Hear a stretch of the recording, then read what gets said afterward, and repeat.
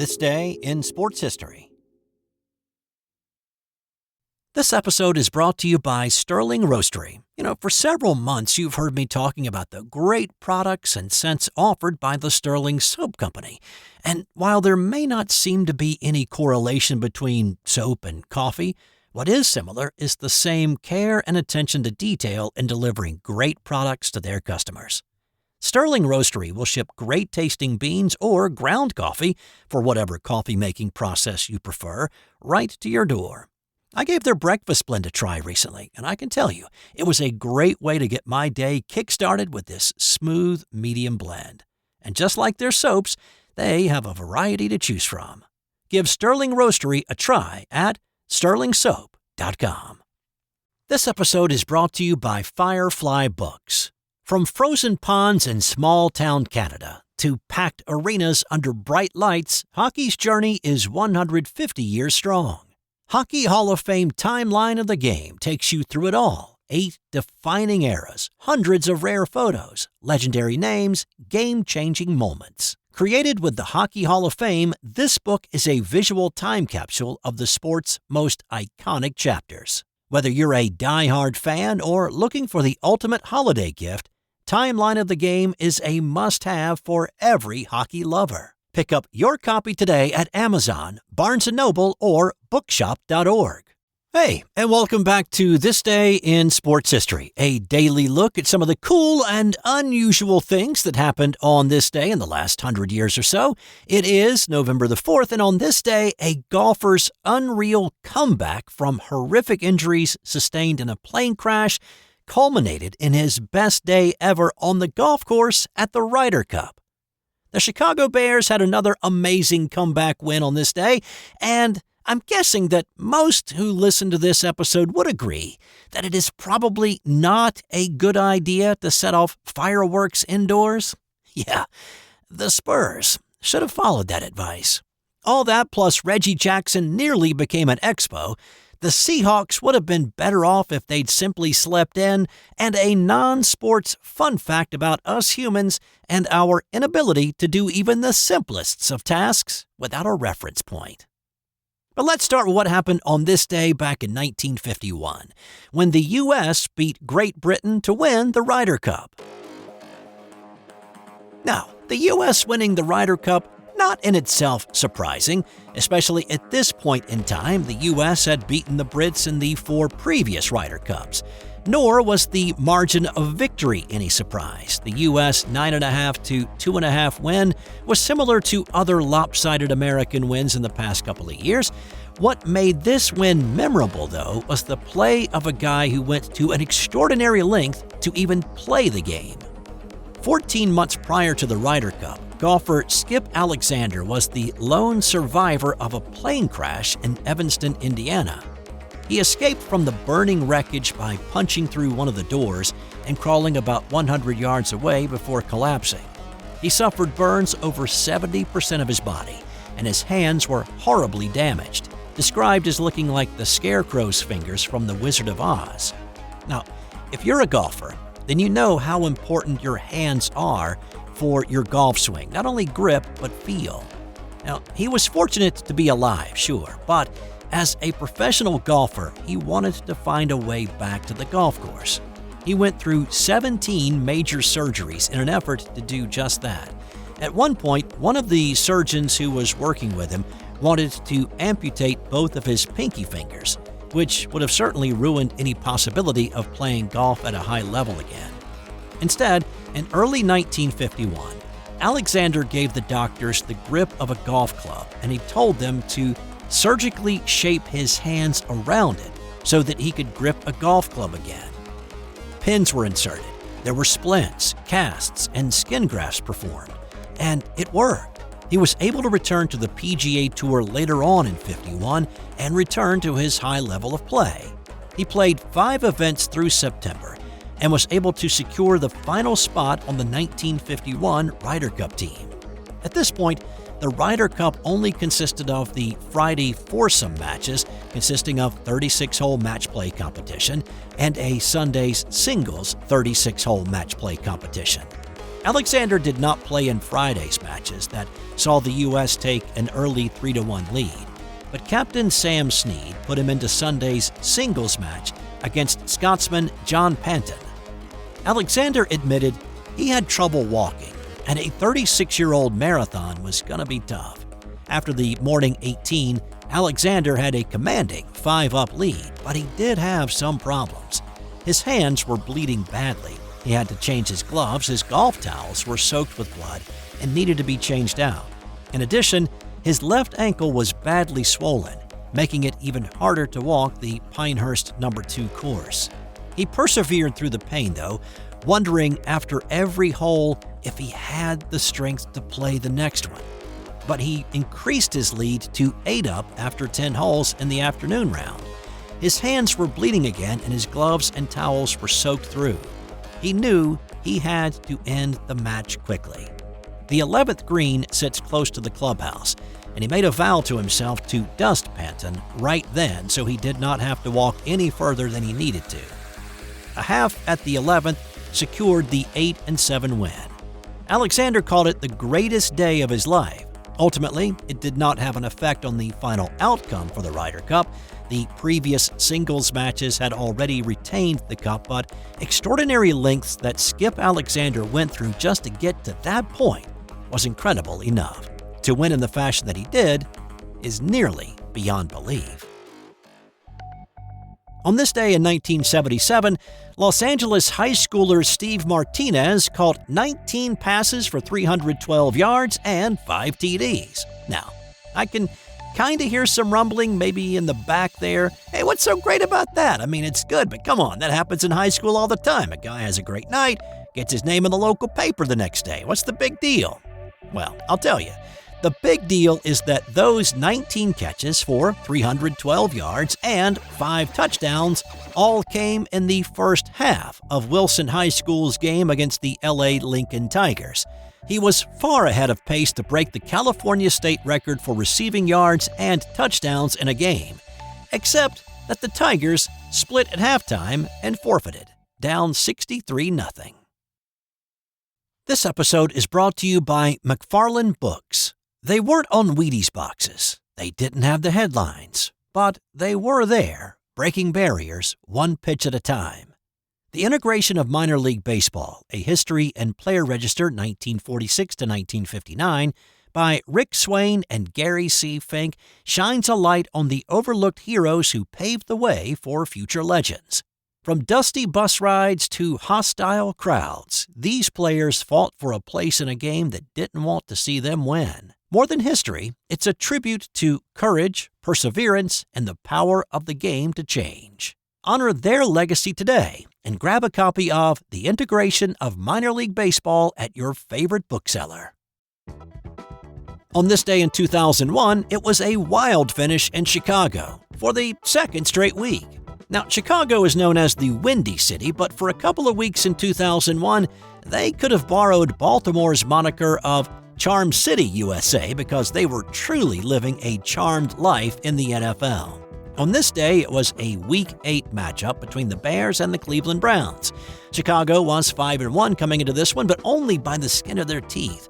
The week prior, the Bears overcame a 19-point deficit in the second half to force overtime against San Francisco, and then won it in OT when Bears safety Mike Brown secured a Terrell Owens bobbled ball and returned it for the game-winning pick six. The comeback had been fueled by Bears quarterback Shane Matthews throwing a pair of touchdown passes in the final 4 minutes. So on this day, the Bears found themselves in a similar position, except with a lot less time. With 32 seconds left in the game, the Bears had the football, but they trailed 21-7. According to EDJ Sports, which is a sports betting data service, the Bears' win probability at that point in the game was a 0.5%. Matthews found a wide-open Marty Booker in the end zone, and it was 21-14, and yet the win probability only went up to about 3% after that. Understandable, considering that there were only 28 seconds left in the game. The Bears had to recover the subsequent onside kick, and then they had to score another touchdown. And Of course, that's exactly what they did. They recovered the onside kick at the Browns' 47, and after running a couple of plays, Chicago had the ball at the Bears' 34. 8 seconds remained, and they had 0 timeouts. Time for the Hail Mary. And they got extremely fortunate, of course, to get the onside kick. Bears are out of timeouts. You got to take your time. Steps up, gonna go for it all in the end zone. Jump ball. Caught! It's caught! James Allen was there for the tip. The 34-yard reception by Allen was the longest of his career, and after the PAT, it was all tied, and the game headed to overtime. The Bears won the toss, but after scoring 14 points in 32 seconds to end the game, they couldn't find the end zone in OT and had to punt it away. After the Bears' 5th sack of quarterback Tim Couch on the day, the Browns faced a 2nd and 15, and then this happened. Couch out of the shotgun. Throws, that's batted into the air. Intercepted, and the Bears are going to win it. Mike Brown has done it again. For the second straight week, Mike Brown had picked off a pass and ended the game with a pick six. It became the first and still only time that a player ended back-to-back games with a pick six. The Bears' magical streak would end the following week with a loss to Green Bay. Interestingly, despite back-to-back weeks of leading incredible come-from-behind wins, Shane Matthews did not play another down for Chicago after the Browns' win. Coach Dick Jauron went with Jim Miller the rest of the way. On this day in 1979, the Seattle Seahawks put on a display of bumbling ineptitude. Now, there are some really bad teams in the NFL right now. I'm looking your way, Jets. But, even the Jets have not had as bad a game this season as the Hawks did on this day in '79. Now, this was a Week 10 matchup between the Seahawks and the LA Rams. The Rams had a pretty decent defense, but it wasn't like they were the monsters of the Midway, the Purple People Eaters, or the Steel Curtain. They had Hacksaw Reynolds, Jack and Jim Youngblood, and Nolan Cromwell, sure, but they'd already lost 5 games that season, giving up an average of 27 points in those losses. But on this day, they played like the old Rams' fearsome foursome. The game was played in Seattle's Kingdome, and LA put up 14 points in the first quarter on their way to a 24-0 win. The Seahawks managed only 1 first down all day. They only ran a total of 29 plays that afternoon. They ran 12 times, gaining 23 yards on the ground. Seattle's Jim Zorn threw the ball 17 times, completing just 2 of those passes for a total of 25 yards. Zorn was sacked 6 times for a loss of 55 yards, and in the NFL, yards lost on a sack are tallied against the team's passing yards, which, if you do the quick math, resulted in negative 30 passing yards for Seattle on the day. They never made it past their own 42.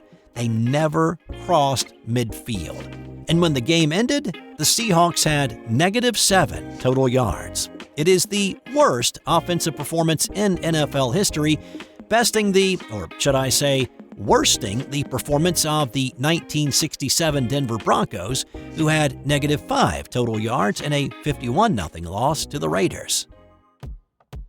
Hey, did you know that Reggie Jackson was nearly a Montreal Expo? Yeah, not to worry, I had also forgotten he was a Baltimore Oriole for one season, which is where we picked the story up here. So it's 1976, and the first thing to know is this was the first year of the short-lived re-entry draft. Major League Baseball had just entered the era of free agency in April of '76, and this was the first attempt to allow teams to sign players at the end of their contracts, and also an attempt to try to limit a team loading up on all the free agents. Well, on this day, all the major league teams gathered in the New York Plaza Hotel ballroom like it was draft day. There were 26 players available. Teams could select players that they wanted to enter into negotiations with. The number of players they could select to talk to was limited, and a player could only be selected by 12 teams. If a player at the end of their contract was not selected or only requested by one team, they could enter into negotiations with anybody. Well, Baltimore Oriole Reggie Jackson was the most sought-after free agent. Reggie wound up in Baltimore after his relationship with Oakland A's owner Charlie Finley and a lot of his teammates soured. He was sent to Baltimore in a trade, and the Orioles had very little hope of signing him. He came close to sitting out the entire season, but eventually showed up and played 134 games. But his contract was up, and he was ready to cash in on this new thing called free agency. The Montreal Expos had the first pick in this re-entry draft and selected Jackson, again non-binding and non-exclusive. But Reggie entertained the offer and visited Montreal a few days later, and he actually was impressed. He visited with Expos owner Charles Bronfman in his mansion, and he was like, "Yeah, I gotta get me one of these." He enjoyed the beauty of the French-Canadian city, and they offered him a lot of money. Well, for the time period at least. Montreal offered the future Mr. October a 5-year deal for $5 million. That was well above the offer he got from the Yankees at 5 years, $2.96 million. But Reggie was the straw that stirred the drink kind of guy, and he was a Big Apple kind of guy. And so he turned down the bigger contract with the Expos for the spotlight of New York City. Oh, and the re-entry draft ended after the 1981 strike was resolved. And on this day in 1994, it was opening night in San Antonio at the Alamodome. An uncapped smoke detector and a pre-game fireworks show spelled trouble for the players, the fans, and the game. So the starting lineups were announced, indoor fireworks were released, and then the rain started. Well, it was really the sprinkler system that sensed a fire in the building and began dumping what would end up being 2,500 gallons of water before it could be shut off. The hardwood was soaked, fans were drenched, and the players were cooled off. Tip-off was delayed for nearly an hour. Towels from the hotel next door were offered to fans who could not have been any wetter if they'd been in the splash zone at SeaWorld, and watered-down beers were replaced. It would have been better for the Spurs if this NBA game had been called on account of rain, but they did play it, and Golden State beat San Antonio 123-118. And time now for today's That's Got Nothing to Do with Sports fun fact. Without a visual reference, we humans cannot walk in a straight line. So, let's say you were standing in a wide-open field and somebody you trusted put a blindfold on you and told you to walk in a straight line. You can't do it. Instead, you would gradually walk in a circle. It might be a very large circle, but it would eventually be a circle. That's all I've got for you today. I'll have more tomorrow on This Day in Sports History.